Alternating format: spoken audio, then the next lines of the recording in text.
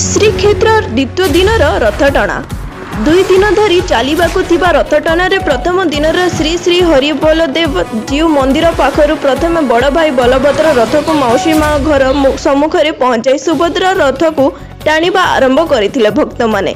भौणी सुभद्रा रथकु अधा रास्तार पहुंचाई देई थांती। द्वितीय दिन में देवी सुभद्रा रथकु अधा रास्तार टाणी मौसी माँ मंदिर सम्मुखरे पहुंचाई द्वितीय श्रीक्षेत्र बारिपड़ारे देखा जाई स्वतंत्रता।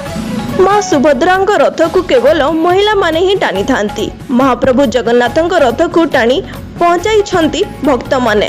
तेबे 2 दिन धरी 3 दियंक रथ टणा जाई मौसी माँ पाखरे पहुंचाइबा परे मौसी बाड़ी सम्मुखरे मुक्त आकाश तले राति 12टा पर्यंत भक्तों को दर्शन देवा परे गोटी पहंडी होई मौसी बाड़ी प्रवेश करिवे एवं रीतिनीति अनुसार 3 दिय बेश धारण करी भक्तों को दर्शन देवे।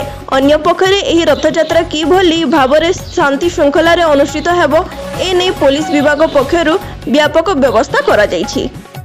मयूरभंज बारिपड़ारू गोरो दासगिरी रिपोर्ट फास्ट न्यूज ओडिशा।